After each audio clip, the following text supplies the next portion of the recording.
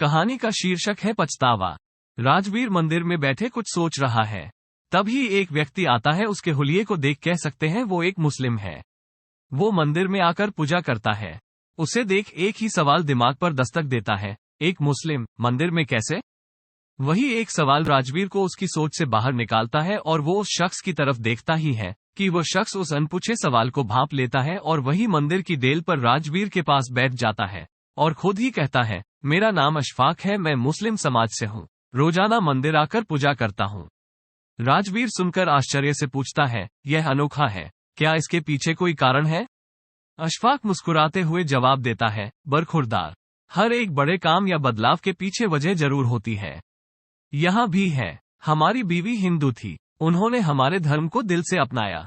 यही एक उम्मीद उनकी आंखों में हमारे लिए भी थी, पर हम जानकर भी अनजान बने रहे, क्योंकि यह हमारी शान के खिलाफ जो था। वो जीवन भर हमारे खातिर अपने भगवान से दूर रही और एक दिन वो हमसे दूर अपने भगवान के पास ही चली गई। उन्होंने हमें एक खत लिखा था जो उनके इंतकाल के बाद हमें मिला। उसमें लिखा था उन्हें अपने ईश्वर से बहुत प्रेम था। वो हमसे छिपकर यहाँ इस मंदिर में आ जाया करती थी। हमें बुरा ना लगे इसलिए कभी बोल नहीं पाए, पर धोखा नहीं देना चाहती थी इसलिए खत लिख दिया। उन्होंने हमारे प्यार के खातिर, हमारे अभिमान के खातिर अपनी इच्छा कभी जाहिर ना की, पर मरते मरते वो हमें सच कह कर गई। तब हमें प्यार की कीमत समझ आई, इसलिए उनके जाने के बाद ही सही, पर हमने उनकी वो एक इच्छा पूरी की। अशफाक की बात खत्म हो जाती है। दोनों कुछ देर खामोश बैठ जाते हैं। अशफाक की बातों से राजवीर के चेहरे पर बेचैनी सी है, जिसे देख अशफाक राजवीर से पूछता है, जनाब, आप कुछ परेशान से लग रहे हो। राजवीर कुछ असहज सा हो जाता है और कहता है, नहीं, ऐसा कुछ नहीं। अशफाक कहता है, बरखुरदार, आपकी बेचैनी देख कह सकता हूँ आप किसी सच से ही भाग रहे हो। राजवीर तेजी से वहां से उठकर जाने लगता है, जैसे अशफाक ने उसकी कोई चोरी पकड़ ली हो। अशफाक उसे रोकता है, पर राजवीर तेजी से वहां से निकलकर अपनी कार में बैठकर चला जाता है। राजवीर के दिमाग में अशफाक की सारी बातें घूमने लगती है। राजवीर को रात भर नींद नहीं आती। सुबह होते ही वो फिर उसी मंदिर में जाकर बैठ जाता है। फिर से उसकी मुलाकात अशफाक से होती है। अशफाक राजवीर के पास आकर बैठ जाता है।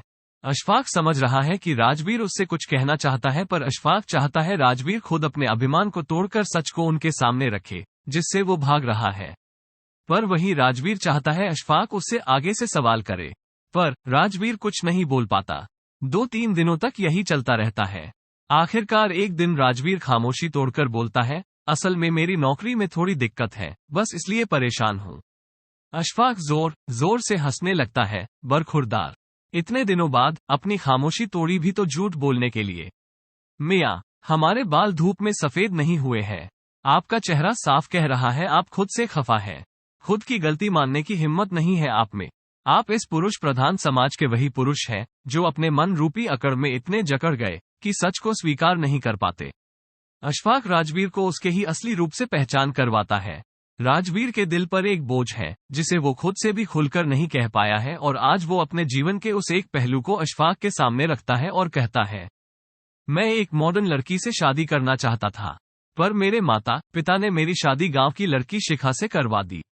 मैं उससे ठीक से बात तक नहीं करता था। वो मेरे परिवार के साथ ऐसे घुल मिल गई थी जैसे बरसों से उनके साथ रह रही हो। मुझे ये भी पसंद नहीं आ रहा था, फिर भी वो मेरी हर जरूरत को बिना मेरे कहे पूरा कर देती थी। मैं तरक्की पर तरक्की कर रहा था। मुझे अपने आप पर बहुत अभिमान था। एक दिन नशे में धुत घर आकर मैंने शिखा के साथ बदसलूकी की। मैंने कहा, तुम मेरी जिंदगी की सबसे बड़ी गलती हो। शर्म आती है मुझे जब तुम्हें पत्नी कहना पड़ता है।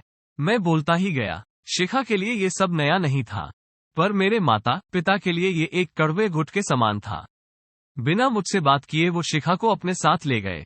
मैंने ऐसे बिहेव किया जैसे मुझे काले पानी की सजा से मुक्ति मिल गई हो। जाते वक्त शिखा ने मेरी मेज पर एक डायरी रखी थी जिसमें मेरी सारी जरूरतों की लिस्ट थी। ये देखकर मुझे गुस्सा आ गया। क्या समझती है वो खुद को? मैं क्या उस पर डिपेंड करता हूँ? फिर मैंने सोचा, मैं क्यों चिढ़ रहा हूँ? वो तो थी ही गंवार, अब चली गई। मैं आजाद हूँ, ऐसा सोच मैं ऑफिस चला गया। ऑफिस में लंच ब्रेक में जैसे ही मैंने टिफिन खोला, मैंने उस महक को मिस किया जो रोजाना मेरे थके चेहरे पर मुस्कान बिखेर देती थी।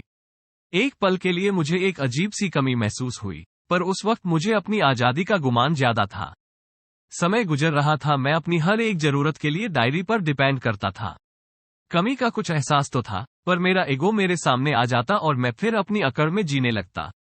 मैं परेशान जब हो गया, जब मेरा वर्किंग परफॉर्मेंस बिगड़ने लगा। हमेशा अपनी प्रोग्रेस के लिए खुद को सारा क्रेडिट देता था। मैं ये मानना ही नहीं चाहता था कि मेरी प्रोग्रेस में शिखा का भी पूरा हाथ था। उसी के कारण मैं अपने जीवन की कई छोटी बड़ी परेशानियों और जिम्मेदारियों से बहुत दूर था और केवल अपने काम पर फोकस करता था। बेस्वाद खाने में, मुरझाए फूलों में, बिखरे घर में, हर उस जगह जहां मैं शिखा को देख चिढ़ता था, उसे गंवार कहकर निकल जाता था। मुझे उसकी कमी महसूस होने लगी थी, पर मैं ये मान कैसे लेता।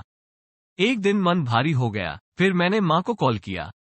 वो मेरी आवाज से ही समझ जाती थी कि मैं परेशान हूं, पर समझते हुए भी माँ ने मुझे इग्नोर कर दिया और कहा कि शिखा ने दूसरी शादी का फैसला कर लिया है। ये सुनकर मुझे और गुस्सा आ गया और मैंने कॉल कट कर दिया। कुछ दिनों पहले ही मुझे डाक से तलाक से कागज मिले। पता नहीं क्यों मैं खुश नहीं हूं। मैं चाहता तो यही था कि शिखा मेरी जिंदगी से दूर हो जाए, पर आज मैं बेचैन हूं। अशफाक थोड़ी देर रुककर कहता है, अब तुम क्या सोच रहे हो? राजवीर कहता है, शिखा मुझसे बहुत प्यार करती थी, फिर वो कैसे दूसरी शादी के लिए सोच भी सकती है? अशफाक कहता है, वाह मियाँ, क्या अभी भी वो आपसे पूछेगी कि आगे बढ़ूं या नहीं?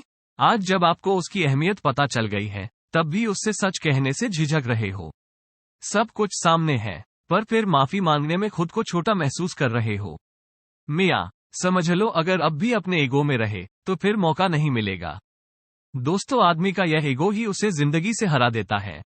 राजवीर सब जानता है, पर उसके अहम के कारण वो शिखा से बात नहीं कह पा रहा है। शायद उसे डर है कि इस बार शिखा उसे ना कह दे। अशफाक राजवीर को झंझोड़ कर कहता है, जब मैं अशफाक होकर मरी हुई बीवी के खातिर मंदिर जा सकता हूँ, तो क्या तुम एक सच स्वीकार नहीं कर सकते? राजवीर को अशफाक की बात दिल पर लग जाती है। वो कॉल तो नहीं, पर शिखा को एक मैसेज करता है। मैसेज डिलीवर होते ही उधर से कॉल आ जाता है। दोनों के बीच लंबी बात होती है और यह एक लंबा कॉल दोनों को वापस मिला देता है। दोस्तों, एक टेक्स्ट के बाद शिखा एक पल नहीं रुकती और कॉल कर देती है। यह एक औरत का दिल है, वो जिससे प्यार करती है उसे कभी नहीं झुकाती, और वहीं एक आदमी हर उस औरत को झुकाता है जो उससे प्यार करती है।